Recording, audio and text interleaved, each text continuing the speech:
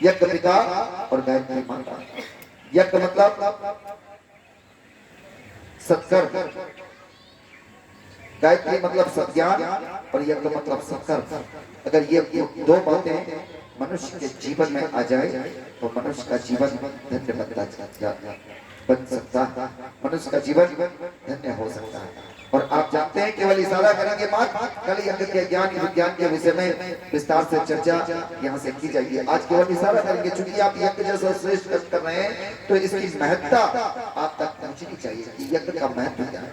मित्रों देवियों, हमने कहा कि इस जगती का हर जल चेतन प्राणी यज्ञ कर रहा है, ये पेड़ पौधे यज्ञ कर रहे हैं। आपने कभी सुना है क्या कि किसी आम के पेड़ में बढ़िया बढ़िया रसीले मीठे मीठे आम आए और उस आम ने अपने फल स्वयं खा लिया? ऐसा कभी देखा है, सुना है आपने? नहीं। यज्ञ मतलब दान, दान कर दिया है। यज्ञ मतलब देव पूजन, कभी देव पूजन किया जाएगा। यज्ञ मतलब संगतिकरण, अर्थात समाज के वरिष्ठ जागृत आत्मा को एकत्रित करना, संगठन में रहने की प्रेरणा देना, ये यज्ञ है। यज्ञ मतलब दान, यज्ञ मतलब देव पूजन, यज्ञ मतलब संगतिकरण। और यज्ञ से सब कुछ पाया जा सकता है, यज्ञ से सब कुछ प्राप्त किया जा सकता है। आप जानते हैं रामायण पढ़ा ना आपने? रामायण में बढ़िया बाबा तुलसीदास ने शानदार चौपाई लिखी। क्या लिखी कि एक बार भूपति मन माही भई गलानी मोरे सुत माही। एक बार भूपति मन माही, राजा दशरथ ने स्नान किया, दर्पण में अपने बालों को संवार रहे थे, देखा दर्पण में कनपटियों के बाल सफेद, मन में ग्लानि आ गई। क्या ग्लानि आ गई? मेरा इतना बड़ा राजपाट है जिसकी मुझे सीमाएं दिखाई नहीं देती है, इतना बड़ा राजपाट और इसका उत्तराधिकारी कोई नहीं, मेरे कनपटियों के बाल सफेद हो गए, लगता है मुझे चौथा आश्रम प्रारंभ हो गया और अभी तक मेरी कोई संतान नहीं। मन में ज्ञान ग्लानि आ गया। तब क्या किया? गुरु ग्रह गए तुरंत महिपाला, गुरु के घर चले। गुरु ग्रह गए तुरंत महिपाला, चरण लागी करी विनय विशाला। गुरु जी के पास चले गए, गुरु वशिष्ठ के पास, और चरणों में प्रणाम किया और प्रणाम करते हुए कहा निज सुख दुख सब गुरु ही सुनाई। ध्यान दीजिएगा चौपाई, इशारा करेंगे केवल, क्यों समय अधिक हो गया। यज्ञ का ज्ञान और विज्ञान कल हम निवेदन करेंगे आदरणीय पटेल साहब से, वो आपसे विस्तार से चर्चा करेंगे। इशारा करें, इसकी महत्ता आपको जानकारी होनी चाहिए। इसलिए गुरु ग्रह गए तुरंत महिपाला, चरण लागी करी विनय विशाला। अपने गुरु को प्रणाम किया और प्रणाम करने के बाद विनय पूर्वक कहने लगे। तो क्या कहा उन्होंने? तो पहले क्या कहा? निज सुख दुख सब गुरु ही सुनाई। पहले क्या कहा? सुख का वर्णन किया। हम मंदिर जाते हैं, अपने गुरु के दरबार जाते हैं, तो ईमानदारी से बताइए क्या करते हैं? कभी आपने अपने गॉड को थैंक यू कहा कि हे परमात्मा आपको धन्यवाद है, आपने हमें 2 जोड़ी कपड़े दिया, सुबह और शाम के लिए भोजन की व्यवस्था बनाया, एक छोटा सा मकान दिया, एक छोटी सी नौकरी दी या छोटी सी दुकान दिया, इसके लिए कभी आपने धन्यवाद बोला ना? गुरु के द्वार गए या मंदिर गए तो छोटा सा भी दुख है तो क्या कहते हैं? हे भगवान बड़ा भारी दुख है, बड़ा भारी दुख है। छोटा दुख भी उसको भी विस्तार बड़ा करके बताते हैं, बड़ा दुख है, बड़ा। लेकिन राजा दशरथ गए अपने गुरु के यहाँ तो क्या किया? पहले निज सुख, पहले सुख का वर्णन किया। कहा गुरुदेव मेरा इतना बड़ा राजपाट जिसकी मुझे सीमाएं दिखाई नहीं देती, मेरे खजाने में अन्न धन का भंडार है, मैं सोने चांदी के बर्तन में भोजन करता हूँ, मेरे महल के दरवाजे चंदन की लकड़ियों के बने हुए। अपने सुख का वर्णन किया और धीरे से बाद में अंत में कह दिया गुरुदेव इतना बड़ा ऐश्वर्य है मेरा, लेकिन इसके बाद भी मेरे जीवन में एक छोटा सा सुख है। दुख को कितना कहा? छोटा सा दुख। लेकिन हम मंदिर जाते हैं, गुरु के पास जाते हैं तो छोटा भी दुख है तो उसको विशाल करके बताते का एक छोटा सा दुख है। गुरु ने कहा इतना बड़ा सुखी भी दुखी। हाँ गुरुदेव एक छोटा सा दुख है। कहा वो छोटा सा दुख क्या है? तो कहा इतना बड़े राज्य का कोई उत्तराधिकारी नहीं, कोई संतान नहीं है। तब क्या कहा गुरु वशिष्ठ ने? राजन यज्ञ करो, यज्ञ के महत्व को समझने का प्रयास कीजिए कम से कम शब्दों में। क्यों?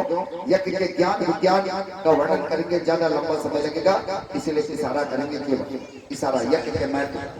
कहा राजन, अगर तुम्हें पुत्र चाहिए, तुम्हें उत्तराधिकारी चाहिए तो यज्ञ करो।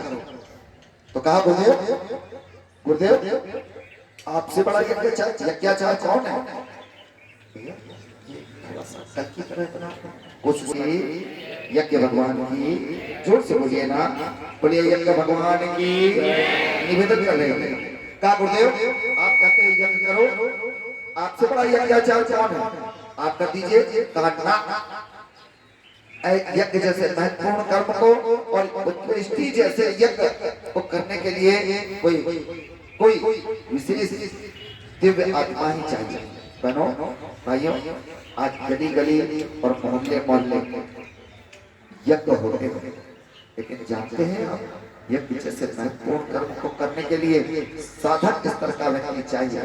वाणी में ओज चाहिए, वाणी में तेज चाहिए, गायत्री मंत्र की आभा झलकनी हो वाणी में, गायत्री मंत्र का ओज झलकना हो, वो यज्ञ सफल होता है। अन्यथा बहुत से यज्ञ होते हैं, बहुत से यज्ञ हो रहे, कहीं सत्चंडी यज्ञ, कहीं रामाचार्य यज्ञ, कहीं अमुक यज्ञ, कहीं अमुक यज्ञ, लेकिन परिणाम कुछ भी नहीं मिलता। तो क्या यज्ञ निष्फल होते हैं? ना, यज्ञ निष्फल नहीं होते। यज्ञ जैसी विधा को करने वाले के जीवन में परिमार्जन नहीं हो पाता, परिणाम यज्ञ का लाभ नहीं मिल पाता। कहा गुरु वशिष्ठ ने, राजन यज्ञ जैसे महत्वपूर्ण कर्म करने के लिए और पुत्रष्टि जैसे यज्ञ को करने के लिए किसी विशिष्ट दिव्य आत्मा की ही आवश्यकता होती है। पुत्रष्टि यज्ञ वही कर सकता है जो गृहस्थ जीवन क्या होता है वो उसके विषय में जानता भी ना हो, जो स्त्री और पुरुष में क्या अंतर होता है ये भी ना जानता हो, ऐसी दिव्य आत्मा ही यज्ञ कर सकती है। तब कहा गुरुदेव तब क्या किया जाए? तब क्या किया गुरु वशिष्ठ ने? तो बाबा तुलसीदास जी ने आगे लिखा कि श्रृंगी ऋषि वशिष्ठ बुलावा, पुत्र होन शुभ यज्ञ करावा, भक्ति सहित मुनि आहुति दीनी। कैसे आहुति दीनी?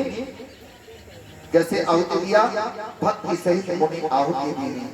और हम और आप यज्ञ करते हैं तो मोबाइल चालू रहता है, हाँ श्रीमती जी का या श्रीमान जी का फोन आ जाता है, हेलो हाँ इधर गायत्री मंत्र की आहुति, हाँ बोलिए श्रीमान जी। अरे बाबा कब तक बैठे रहोगे, चाय नाश्ते का समय हो गया। स्वाहा, आ रहे हैं, बस समाप्त होने वाला है। स्वाहा, बात बनने वाली नहीं है।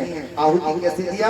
तो बाबा तुलसीदास जी ने लिखा, गुरु वशिष्ठ ने कहा श्रृंगी ऋषि वशिष्ठ बुलावा, पुत्र होन शुभ यज्ञ करावा, भक्ति सहित मुनि आहुति दीनी। श्रद्धा सहित भक्ति सहित मुनि आहुति दीनी। प्रगटे अग्नि चरु कर, साक्षात खीर का कटोरा लेकर यज्ञ भगवान प्रकट होते हैं और रानियों को खिलाया जाता है और चार पुत्रों की प्राप्ति होती है। हे देवियों, ऐसा शुभ और दिव्य यज्ञ, हे देवताओं आप ऐसा दिव्य और शुभ यज्ञ करने जा रहे हैं, इसलिए ध्यान रखना, भक्ति सहित गायत्री मंत्र बोलते हुए आप आहुति प्रदान करना। आपका तन और मन एकाग्र हो, इधर उधर ध्यान ना भटके। बस यही निवेदन करते हुए कल विस्तार से यज्ञ के ज्ञान विज्ञान की चर्चा करेंगे। आज चूंकि समय अधिक हो गया, इसलिए आइए अब बस निवेदन यही करते हुए कि भक्ति सहित आहुति देना है, तन मन को एकाग्र करके आहुति देना है। क्यों? क्योंकि यज्ञ जैसा दिव्य और श्रेष्ठ कर्म करने जा रहे हैं, इसलिए इस बात का ध्यान रखना। आइए यज्ञ जैसे महत्वपूर्ण कर्म को करने के लिए, तन और मन को एकाग्र करने के लिए पुनः कमर पीठ सीधी करके बैठे। एक बार पुनः साथ मंत्रों में मन गायत्री महामंत्र का घोष करते हुए तन और मन को एकाग्र करने की प्रार्थना करें।